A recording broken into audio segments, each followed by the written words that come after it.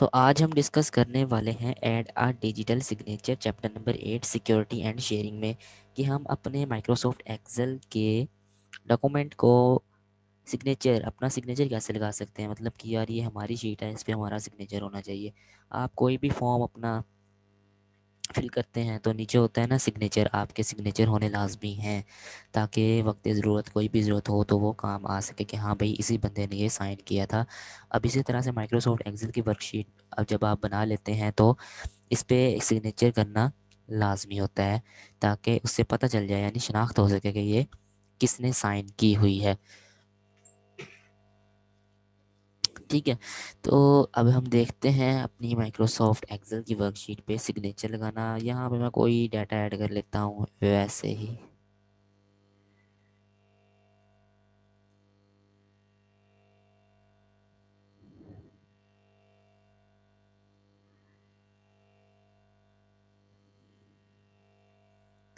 ठीक है, ये मैंने थोड़ा सा जूम भी कर दिया। तो ये डाटा हो गया ऐड, इस पे हमने लगानी है इस पे हम अब ऐड करते हैं अपना सिग्नेचर। सिग्नेचर ऐड करने के लिए आपको इंसर्ट टैब में आना पड़ेगा। इंसर्ट टैब में आने के बाद आपको यहाँ टेक्स्ट ग्रुप में सिग्नेचर लाइन दिख रही होगी। अब इसमें दो ऑप्शन है, एक है माइक्रोसॉफ्ट ऑफिस सिग्नेचर लाइन, एक है ऐड सिग्नेचर सर्विसेज। हमने माइक्रोसॉफ्ट ऑफिस, क्योंकि ये M S excel Microsoft office का ही एक पार्ट है ना, तो इसी तरह इस पर हम क्लिक करेंगे। ऐड अ सिग्नेचर सर्विस पे ये ऑनलाइन होता है, फिर ये इंटरनेट पे चला जाता है डायरेक्ट। ठीक है, तो हम करेंगे माइक्रोसॉफ्ट ऑफिस सिग्नेचर लाइन। तो मैंने इस पर क्लिक किया तो मेरे पास एक इस तरह का आ गया सिग्नेचर सेटअप। अब अपने यहाँ पे आपने अपनी इंफॉर्मेशन डालनी है, यानी सजेस्टेड साइनर का नाम क्या है, मैं अपना नाम लिख देता हूँ, जी मैंने लिख दिया। फिर लिखते हैं suggested signers title. As a title मैं एक जिस तरह लिखता हूँ, मैं टीचर हूँ जी, मैं पढ़ा रहा हूँ। नेक्स्ट है सजेस्टेड साइनर ईमेल एड्रेस, तो मैं यहाँ अपना ईमेल एड्रेस भी डाल देता हूँ।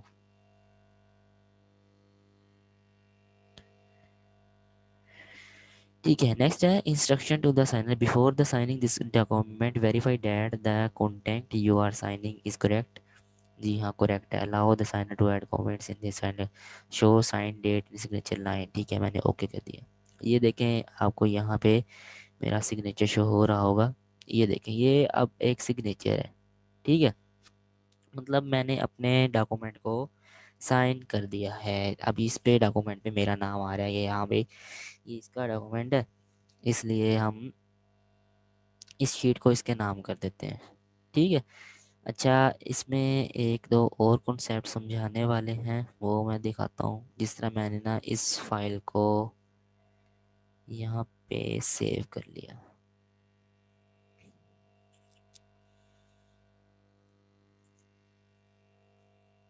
अच्छा जी, मैंने इसको यहाँ पे सेव कर दिया फाइल को। ठीक है, अब ये फाइल हो गई है सेव। अब हम जाते हैं फाइल में, रिसेंट में, ये फाइल मैंने सेव की है। ठीक है, अब ये देखें, ये उन्होंने फाइल ओपन कर दी कि हाँ ये आपकी साइन थी, इस पे आपका सिग्नेचर हुआ हुआ है। जब भी कोई भी इसको फाइल को ओपन करेगा उस पे डायरेक्ट आ जाएगा कि हाँ भाई इस पे इसका सिग्नेचर है, ये इसकी ही फाइल है। ठीक है, ये देखें। अब जब आप इस पे डबल क्लिक करते हैं ना सिग्नेचर वाली जगह पे, तो ये एक और ऑप्शन आता है, वो कहता है अब यार ये तो है ना सिंपल सिग्नेचर, ये तो मैंने अपना नाम लिख दिया जैसे। अब साइन तो आप डिफरेंट वो उल्टे सीधे स्टाइल मार के अपना साइन करते हो ना, तो वो भी हो सकते हैं। किस तरह से, आपने साइन कर लेना है, उसकी पिक्चर ले लेनी है, फिर यहाँ से सेलेक्ट आ पिक्चर पे क्लिक कर देना जो आपका सिग्नेचर होगा। फिर आप वहाँ से आप अपनी फाइल में जाके कोई वो पिक्चर साइनिंग वाली उठा के उसको यहाँ से साइन कर देंगे। ठीक है, वरना यहाँ पे अपना साइन भी कर सकते हो, कुछ भी लिख सकते हो। ठीक है, इमेज सेलेक्ट करनी है, इमेज लिख लें। अगर आपके पास ग्राफिक टैबलेट यूज़ करते हो तो आप टच वाला सिस्टम यूज़ करते हो तो उससे पेंसिल से भी आप अपने साइन कर सकते हो। तो यहाँ मैंने इसको साइन कर दिया। ठीक है जी, your signature has been successfully saved with this document. If the document is change your signature will become invalid. अगर डॉक्यूमेंट चेंज करेगा कोई तो वो जो सिग्नेचर होंगे वो इनवैलिड हो जाएंगे। ठीक है जी, ओके ठीक है। अब देखें जी, यहाँ पे कंप्लीट हमारा सिग्नेचर लग चुका, ऊपर लिखा भी आ गया मार्क एज फाइनल। इसमें आप कुछ भी अब लिख नहीं सकते, मार्क एज फाइनल हमने कल पढ़ा था ना, जब बुक को मार्क एज फाइनल कर देते हैं वर्कशीट को, तो उसमें फिर हम कुछ भी एडिट वगैरह नहीं कर सकते। हाँ, ऑर्डर आके एडिट एनीवे पे क्लिक करके इसको कर सकते हैं। लेकिन अभी हमारा साइन इन भी हो गया, देख लें, sign in by the future technology, क्योंकि ये लैपटॉप का जो साइन है वो फ्यूचर टेक्नोलॉजी से, तो इसलिए इसका ये आ रहा है। वरना देख, जो मैंने साइन किए हैं ऋषि के नाम से वो यहाँ पे ही आपके शो हो गए हैं। ठीक है, तो जस्ट ये था सिग्नेचर का कॉन्सेप्ट। नेक्स्ट कुछ पेजेस पे आपको यही दिखाया हुआ है। नेक्स्ट आ जाए 209 पे, लॉक सेल के सेल्स को लॉक कैसे करना है। यार इसमें कुछ भी नहीं है, एक बात सिर्फ यही याद रखनी है, जहाँ पे लिखा हुआ note note that by default when you open a new worksheet all the cells are tagged as being locked. जब भी आप कोई माइक्रोसॉफ्ट एक्सेल की शीट ओपन करते हैं तो सेल्स ऑलरेडी ही लॉक्ड होते हैं, लॉक्ड स्टेटस में होते हैं। कैसे होते हैं वो मैं आपको दिखाता हूँ अभी। कल हमने प्रोटेक्ट वर्कबुक का भी सीखा था ना, वहाँ पे भी ऑप्शन आता है कि सेल्स लॉक और सेल्स अनलॉक्ड, यानी यार मर्जी है, आप सेल्स को लॉक कर लो, सेल्स को अनलॉक कर लो। लॉक सेल्स वो होते हैं, फिर अगर तो हम सेल्स को लॉक कर देंगे ना तो वहाँ पे फिर हम कुछ एडिट नहीं कर सकते। अनलॉक सेल्स भी होते हैं, लॉक सेल्स भी होते हैं, उसमें दोनों पे टिक हुआ हुआ था कि आप कुछ भी टाइप कर सकते हो। अच्छा जी, नेक्स्ट ये मैं आपको दिखा देता हूँ थोड़ा सा।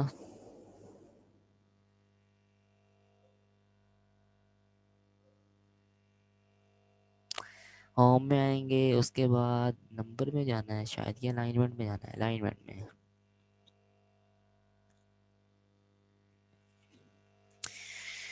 तो वहाँ से आपने आना है प्रोटेक्शन में। प्रोटेक्शन पे ये देखें, वो कह रहा था ना बाय डिफ़ॉल्ट जो सेल्स होते हैं वो लॉक्ड ही होते हैं, ठीक है।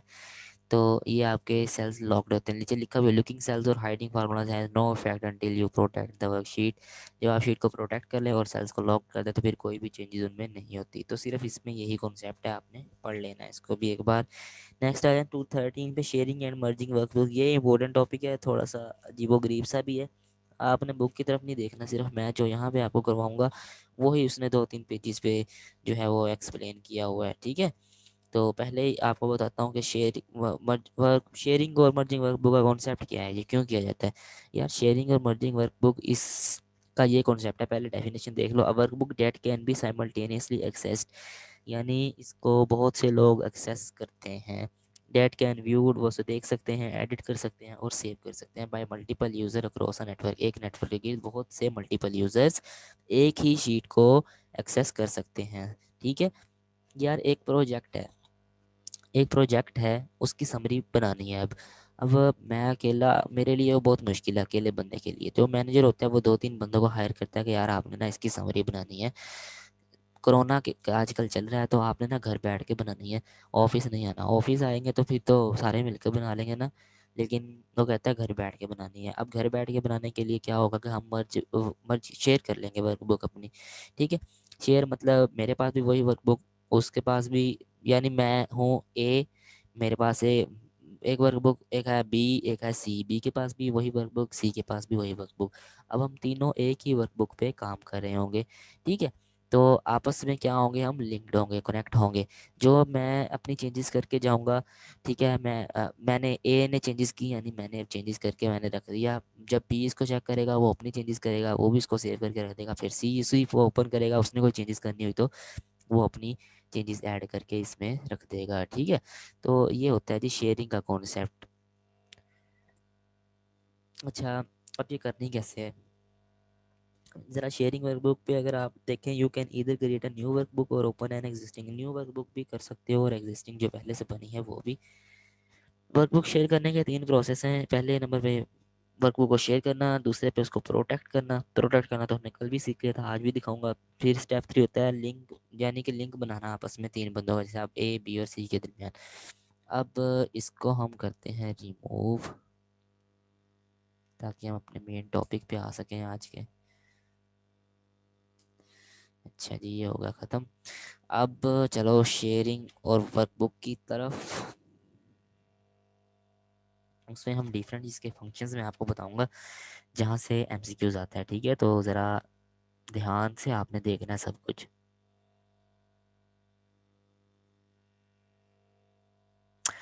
ठीक है, रिव्यू टैब में आपने आना है। रिव्यू टैब में आने के बाद यहाँ पे लिखा हुआ है जी शेयर वर्कबुक। ठीक है, चेंजेस ग्रुप में शेयर वर्कबुक, मैंने शेयर वर्कबुक पे क्लिक किया। अलाउ चेंजेस यहाँ पे टिक कर ले, allow changes by more than one user eight the same time. एक ही वक्त में बहुत सारे यूज़र जो है इसमें चेंजेस कर सकते हैं, क्या आप अलाउ करना चाहते हैं? जी हाँ मैं करूँगा। मैंने कहा हाँ भाई, जो 3 बंदे काम कर रहे हैं ना वो चेंजेस कर सकते हैं। This also allows workbook merging. अब एडवांस में आना है ना, ये है जी एमसीक्यूज आपके सारे, यही हमने सिर्फ देखना है, डिस्कस करना है, यही उसने आगे बताए हुए हैं बारी बारी। ट्रैक चेंजेस, ट्रैक चेंजेस का कॉन्सेप्ट हमने पढ़ा था वर्ड में। डॉक्यूमेंट बनाना हो, जब आप उसमें चेंजेस करते हैं तो उसको हाईलाइट करके दिखा देते हैं, तो यानी आपने वो चेंजेस को ट्रैक कर देते हैं कि हाँ भाई ये चेंजेस मैंने किए हैं। अब वो कहता है कीप चेंज हिस्ट्री फॉर, जो चेंज हिस्ट्री है वो कितने दिन तक रहे? By default 30 days. ठीक है, अच्छा उसके बाद हाँ देखें, मैंने 30 डेज पे क्लिक, मैंने 400 डेज, मैंने कहा भाई 400 दिन तक ये रहनी चाहिए, तो उसने कहा ठीक है ये एक्शन हम क्या वर्कबुक को सेव कर दें? लेकिन मैंने अभी उसमें और भी आपसे चीज़ें शेयर करनी है, मैंने कहा नहीं भाई, नहीं करना चाहिए। ठीक है, अब एडवांस में है। ठीक है, अब ये कितना था बाय डिफ़ॉल्ट? 30। अच्छा, अब वो कहता है डोंट कीप चेंज हिस्ट्री, मतलब चेंज नहीं करना हिस्ट्री को। अब डे वाला जो होगा वो ख़त्म, डिसेबल हो गया। ठीक है, अब है अपडेट चेंजेस, जो जो चेंजेस की हैं क्या उसको कब अपडेट हो? वो कहता है when the file is save, part, जिस तरह मैं कहता हूँ ए बंदे ने जब वर्कबुक में चेंजेस की तो उसने उसको सेव एज करके दोबारा सेव कर दिया, तो ये अपडेट हो गई, चेंजेस उसमें चेंज हो जाएंगे जो आपने भी चेंज किया होगा। अब पार्ट बी आता है, वो आके दोबारा खोलता है अपनी फाइल को, अपनी चेंजेस करता है कुछ, वो सेव करके चला जाता है, अब वो चेंजेस अपडेट हो जाएंगी। एक तो है कॉन्सेप्ट ये, यानी फिर सी करेगा वो भी अपडेट हो जाएंगी। एक तो कॉन्सेप्ट है ये, और एक कॉन्सेप्ट है ऑटोमेटिकली एवरी, यानी कोई चेंजेस करो ना करो हर 15 मिनट बाद वो चेंज हो जाए। तो बाय डिफॉल्ट यहाँ पे कितने दिए हुए हैं? 15 मिनट्स। ठीक है, फिर वो कहता है save my changes and see other changes, यानी मेरी चेंजेस भी सेव हो जाएं और जो दूसरे की चेंजेस है ना वो भी सेव हो जाएं। जस्ट सी अदर, ये अगर मैं इस पहले वाले पे करूँगा तो मेरी चेंजेस भी सेव होंगी, दूसरे की भी सेव होंगी, अगर मैं सेकंड वाले पे करूँगा तो सिर्फ दूसरे बंदे की चेंजेस ही सेव होंगी। ठीक है, तो इसको मैं वैसे ही करता हूँ जो पहले था। अब वो कहता है कॉन्फ्लिक्टिंग चेंजेस बिटवीन। अब यार देखो, ज़रूरी तो नहीं है कि प्यार और मोहब्बत से ही सारे अपना डाटा ऐड करें, क्योंकि लड़ाइयाँ भी होती हैं ना, जब ये भाई ये डाटा नहीं सेव किया, ये डाटा नहीं सेव किया, ये हो गया वो हो गया। फिर जो मैनेजर होता है वो कहता है आस्क मी विच चेंजेस विन, कौन सी चेंजेस जीतती हैं यहाँ पे, मतलब किसने चीज़ की चेंजेस यहाँ पे ठीक है। ठीक है, तो वो तो वैसे पूछेगा ना ए बी सी से, हाँ भाई किसी की क्या चेंजेस थी आपकी, तो फिर वो फैसला करेगा कौन ठीक था। फिर वो कहता है the changes being saved mean, जो जो चेंजेस आपने चेंजेस करके अगर तो फाइल को सेव कर दिया है तो फिर उसमें कौन सी ठीक है। ठीक है, तो फिर उसमें आ जाएगा वो कॉन्सेप्ट। फिर वो कहता है इंक्लूड इन पर्सनल व्यू, अगर पर्सनल व्यू में देखा जाए तो इसकी प्रिंट सेटिंग आप करना चाहते हैं, जो भी चेंजेस होंगी वो उसका प्रिंट निकलवा सकता है। मैंने कहा हाँ भाई निकलवा लो। ठीक है, उस पर फ़िल्टर लगा सकता है, फ़िल्टर भी लगा सकते हो। अब मैंने ये कर दिया ओके, मेरी वर्कबुक होगी शेयर। अब जब मैंने वर्कबुक शेयर कर दी है तो अब आपको कुछ फंक्शन इसमें दिखाता हूँ। होम टैब में कंडीशनल फॉर्मेटिंग भी बंद हो गया, डिसेबल। ये स्टाइल ग्रुप में फॉर्मेट एज अ टेबल भी डिसेबल हो गया। ये अब देखें और भी बहुत से होंगे, ये पूछ लेता है वो हमसे क्योंकि कौन कौन से डिसेबल हो गए। ये तो भाई सारा ही डिसेबल हो गया।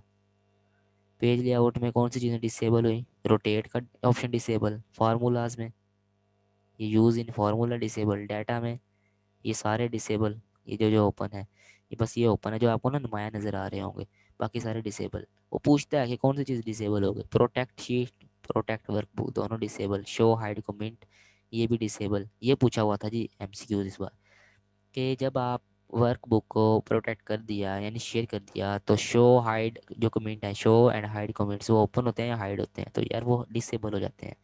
ठीक है, तो अब ये हो गया ना। देखें शेयर वर्कबुक पे अगर मैं अपना कर्सर लाया, वो कहता है allow multiple people to work in a workbook at the same time, बहुत से लोगों को एक ही वक्त में एक ही वर्कबुक पे काम अलाउ करना शेयर वर्कबुक कहलाता है। The workbook should be save to a network location where multiple people, एक नेटवर्क लोकेशन होता है, यानी अब आपका घर एक नेटवर्क है, वहाँ पे मैंने आपको लोकेशन दे दी कि वहीं से बैठ के वर्कबुक पे काम करना है। कहता है workbook containing tables can not be share. देखा, जिस तरह कस्टम व्यूज में मैंने कहा था ना, कस्टम व्यूज टेबल पे काम नहीं करता, इसी तरह वो कहते हैं अगर वर्कबुक में टेबल्स हो तो भाई फिर जो वो होगी वर्कबुक वो शेयर नहीं होगी, क्योंकि इसमें पहले टेबल बने हुए हैं ना, रो कॉलम तो होती है वर्कशीट में, तो मजीद अगर इसमें हम अगेन टेबल बनाएंगे तो फिर वो शेयर नहीं होगी वर्कबुक। ये कॉन्सेप्ट याद रख लेना।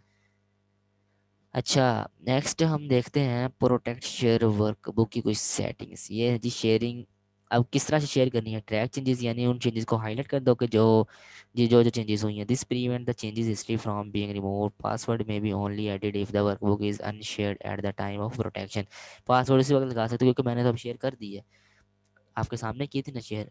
पासवर्ड उसी वक्त लगेगा जब ये अनशेयर होगी। ठीक है, मैं इस पर क्लिक किया मैंने, मैं जाता हूँ भाई ये ना हो चेंजेस। हाँ, अब ये मैं ओके कर दूंगा तो ये वो बुक अनशेयर हो जाएगी। ये बुक अनशेयर होगी। अब ये सारे ऑप्शन आपको विजिबल है, नज़र आ रहे हैं। जैसे प्रोटेक्ट शीट पहले डिसेबल हो गया था, प्रोटेक्ट वर्क बुक डिसेबल हो गया था। अब एक और कॉन्सेप्ट, जो जो वर्कबुक पे काम कर रहे होंगे ना उनका यहाँ पे आ जाएगा लोकेशन, यानी इंटरनेट से होता है यार, ये आपने करना नहीं है, बस ये मैं कॉन्सेप्ट ही दे रहा हूँ। जो जो लोकेशन मैंने दी है, ए को बी को सी को, उन तीनों के यहाँ पे नाम आ जाएंगे। फिर वो कहता है भाई कि रिमूव किसको करना है। ये मैंने वर्कबुक शेयर कर दी, पहले वर्कबुक शेयर कर दूँ। ये मैंने वर्कबुक शेयर कर दी, फिर मैंने जब इस पे आया ना, मैंने कहा अगर कोई बंदा काम ख़राब कर रहा है यहाँ पे मेरी इसमें कंपनी में, तो मैं उसको रिमूव कर दूँ, तो यहाँ से होगा रिमूव यूज़र, आप रिमूव कर सकते हो जिसको आपने रिमूव करना हो। You can not remove your self. तो जो एज ए मैनेजर होगा, क्योंकि ये मेरी वर्कशीट है, मैं मैनेजर हूँ इसमें, तो मैं खुद को रिमूव नहीं कर सकता। ठीक है, जो दूसरा होगा उस पर क्लिक करके मैं उसको रिमूव कर सकता हूँ। ठीक है, ये मैंने अनशेयर कर दी। अलाउ पे अनटिक करके आप इसको अनशेयर कर दें वर्कबुक को। तो यार ये था सारा कॉन्सेप्ट जो मैंने आगे आपको डिस्कस किया, उसने भी आगे आपको यही दिखाया हुआ है। आप पेज नंबर 218 पे आए कि कॉन्फ्लिक्ट हो जाए तो फिर क्या करना है, 219 पे आ जाए तो ये भी वही है। फिर उसके बाद शेयरिंग के डिफरेंट ऑप्शंस हैं। फिर वो कहता है मर्जिंग वर्कबुक, मर्जिंग वर्कबुक्स में आ जाएं 223 में कि वर्कबुक को मर्ज कैसे करना है। वो कहता है merging workbook initially involve multiple user, काफ़ी सारे यूजर होते हैं मेकिंग अमेंडमेंट हुआ शेयर बुक, वो अपने अपने काम अपने शेयर वर्कबुक में लाते हैं।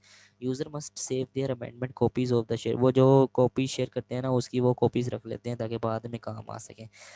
तो उन वो कॉपीज को अब जो जो तीनों तीनों बंदों ने काम किया होता है ना, उन तीनों कॉपीज को इकट्ठा किया जाता है, उसको मर्ज करके एक वर्कबुक बना दी जाती है और फिर मैनेजर को दे दी जाती है उसकी समरी।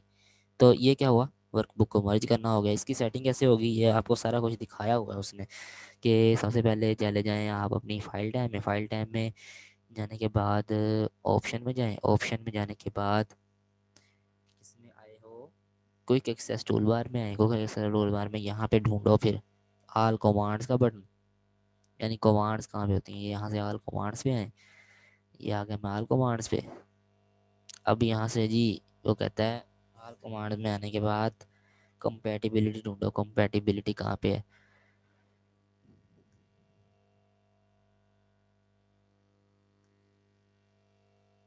कंपैटिबिलिटी ढूंढो यार कहाँ पे।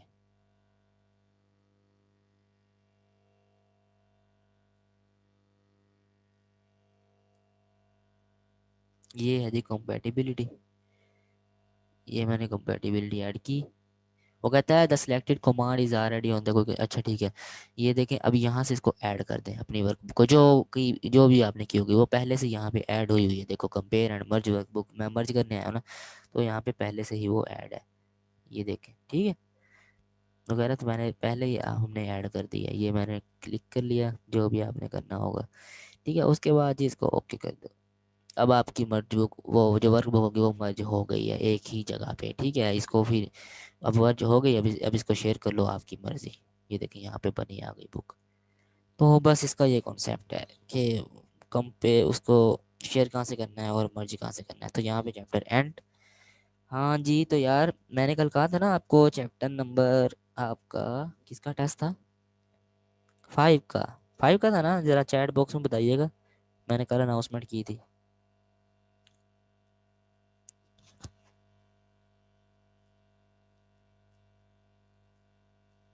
अच्छा जी, ठीक है, ठीक होगा, ठीक होगा। मैं इस क्लास के बाद लिंक शेयर कर रहा हूँ, आप टेस्ट लाजमी अटैम्प्ट करिएगा और मुझे रिज़ल्ट आपने पिक्चर शो कर देनी है ग्रुप में, क्या रिज़ल्ट निकला आपका, कितनी तैयारी थी। आप नहीं भी करेंगे फिर भी मुझे पता चल जाना है, क्योंकि वो मेरा पोर्टल है, मुझे उस पर सब बच्चों का एक एक एमसीक्यूज का रिकॉर्ड आ जाता है कि भाई हाँ इसने क्यों, क्या इसने, इसकी क्या कारकर्दगी रही है टेस्ट में। ठीक है, अभी मैं ये क्लास ख़त्म होने के बाद आपको इससे शेयर कर देता हूँ। नेक्स्ट आ जाए, चैप्टर नंबर 6 करना है 7 करना है, बता दें, 2 चैप्टर रह गए। पहले 6 करना है 7 करना है। 6 में फार्मूलाज हैं तो उसमें थोड़ा वो लगेगा, गड़बड़ हो जानी। 7 मैंने अभी आपको करवा देना है, क्योंकि 7 में आपने सारा कुछ किया हुआ है पहले एक किस्म का। उससे आप चार्ट्स वगैरह लगाने हैं वो मैंने आपको बताया हुआ है, वो तो मैं आपको नहीं करवाऊंगा, वो तो आपको पता ही है। 6 करना है 7 करना है, बता दें। जिसके ज़्यादा वोट वही कर लेंगे। ठीक है जी, अब देखते हैं। भाई सबका ही चैप्टर 7 है, किसी ने 6 नहीं कहा। रिजल्ट सबमिट करने के बाद आएगा, बिल्कुल जी।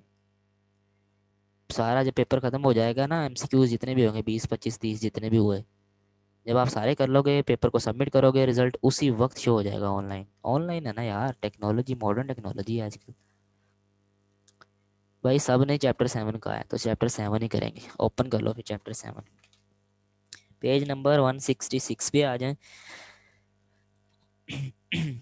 चिप। अच्छा जी, हम बात कर रहे थे चैप्टर नंबर 7 की, इंट्रोडक्शन टू मैनेजिंग डाटा। अब वो कहता है डाटा को, यार इस चैप्टर में ना हमने पता क्या करना है, डाटा को मैनेज करना सीखना है और वर्कबुक को कैसे। अभी वर्कबुक जो हम पढ़ के आए हैं ना, शेयर और मर्ज की, वही वर्कबुक इसी में दी हुई है, तो उसको हम थोड़ा बहुत देखेंगे, लेकिन डाटा को मैनेज करना सीखेंगे, क्योंकि ये ना ज़रा इंपॉर्टेंट सा थोड़ा चैप्टर है, इसलिए मैं इसको कह रहा हूँ कि ये पहले कर लेते हैं। अच्छा, अब सिर्फ इसमें मैं आपको मेन मेन कॉन्सेप्ट बताऊंगा, वो वहीं से एमसीक्यूज आना है। वो कहता है 2 तरीकों से डाटा सेव हो सकता है।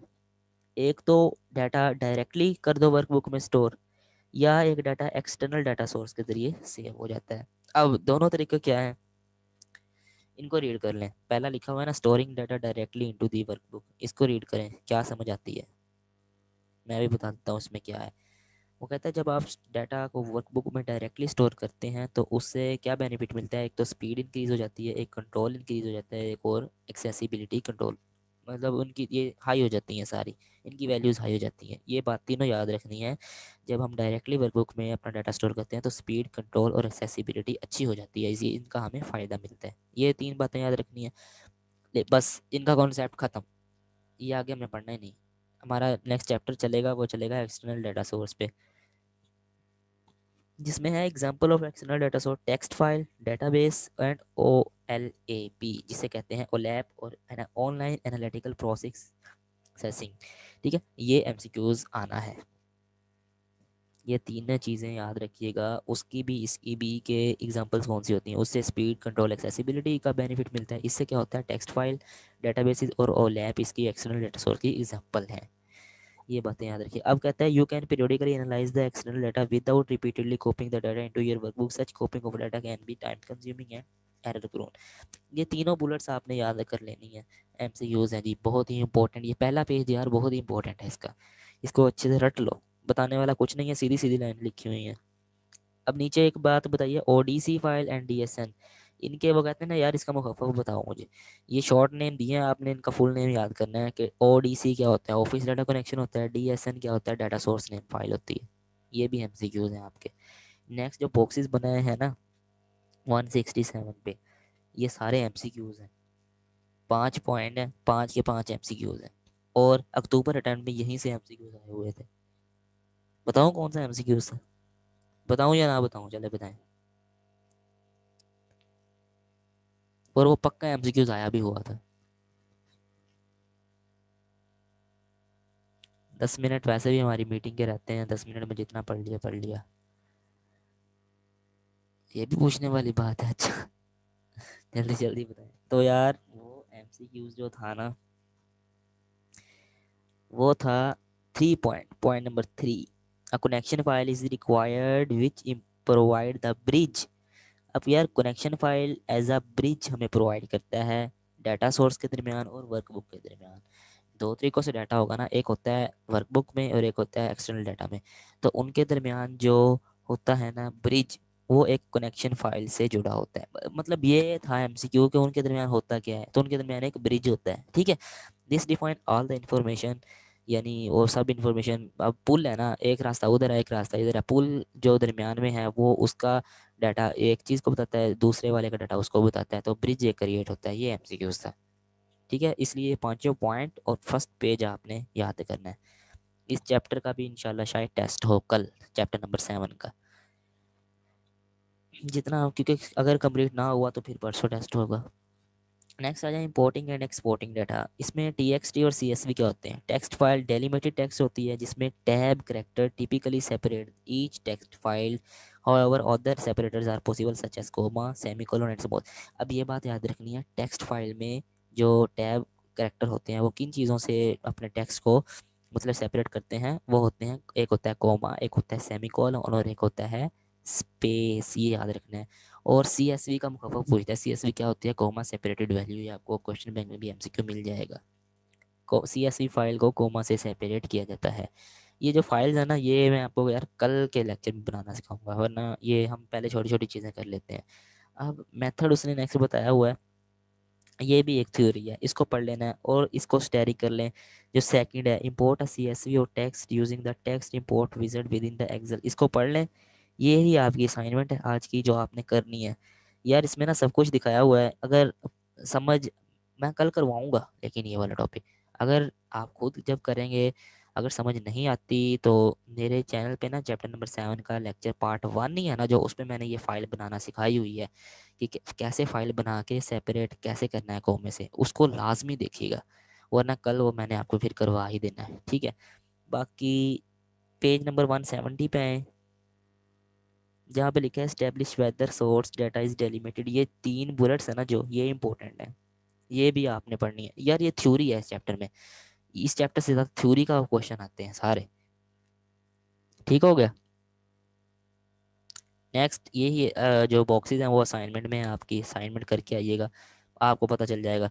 हाँ ये बातें भी याद रखनी है जो दिखाई गई है ना 171 पे, टैब, सेमीकोलन, कोमा, स्पेस, ये 4 सेपरेटर्स होते हैं, इनके अलावा कोई नहीं होता, ठीक है ना। ये होते हैं 4, इनके अलावा अगर कोई पूछेगा ना, वो एमसीक्यूज में इस बार पूछा हुआ था, स्लैश, स्लैश होता है या नहीं होता? तो भाई नहीं होता। टैब होता है, सेमीकोलन होता है, कोमा होता है, स्पेस होता है, स्लैश नहीं होता। उसके बाद कुछ भी नहीं है इस चैप्टर में। हाँ 173 पे आ जाए, बताता हूँ कौन सा एमसीक्यूज आया था जी।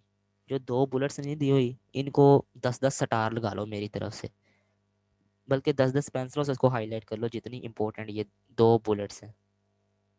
यहाँ से एमसीक्यू आया हुआ था बच्चे के पेपर में, वो कहता सर सेकंड जो बुलेट है ना, उसमें उसने मुझे पता क्या पूछा, वो कहता है text file are by definition relatively simple files. ये तो वैसे ये जो टेक्स्ट फाइल होती है ना, ये सिंपल फाइल्स होती हैं। जब आप चैप्टर नंबर 7 का पार्ट 1 देखिएगा, उसमें मैंने बताया हुआ है डिटेल के साथ, कल बताऊंगा वैसे भी। कौन सी बुलेट सर? यार 173 पे ना जो 2 बुलेट्स हैं, exporting data to a text file की, दोनों बुलेट्स इंपॉर्टेंट है, बहुत ही इंपॉर्टेंट है। उसमें जो लाइन है ना, देयर फॉर डाटा, एंड वाली line, therefore data formatting such as bold colours and shading will be lost.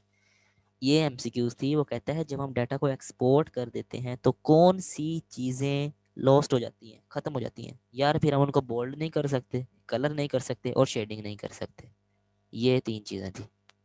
ये बिठा लो, वीआईपी लाइन है ये एग्जाम के लिहाज से। नेक्स्ट है 175 पे, डाटा को रिप्रेजेंट कैसे करना है। तो यार रिप्रेजेंट में इसने पता क्या बताया, चार्ट्स बताए हुए हैं, अब ये बताने वाले नहीं है। लेकिन 176 पे जो दिया हुआ है ना, कॉलम चार्ट, लाइन, पाई और बार चार्ट्स, इनके चारों की ना आपने लाइंस पढ़ लेनी है, किस किस के लिए, किन किन वैल्यूज़ को कंपेयर करने के लिए ये यूज़ होते हैं। और इसमें कुछ नहीं करना आपने इस चैप्टर में। बाकी ये जो है ना, change chart type, quick layout, switching data, ये भी नहीं करने, ये नहीं आते, ये कुछ भी नहीं है। नेक्स्ट है डाटा कनेक्शंस 179 के, डाटा को आपस में कनेक्ट कैसे करना है। तो ये भी करना तो है हमने यार, बस आज हमने इतने पढ़ने हैं 178 पेज तक, ठीक है। यहाँ तक आपका आज टॉपिक है, चैप्टर नंबर 5 का टेस्ट ग्रुप में मैं सेंड कर रहा हूँ लिंक, टेस्ट करें एक्सेस। बाकी इसकी रिकॉर्डिंग मैं आपको अभी सेंड कर देता हूँ। आज का लेक्चर यहीं पे एंड करेंगे, कल हम 7 और 6 को देखेंगे। ठीक है, अपना ख्याल रखिएगा। अल्लाह हाफिज़।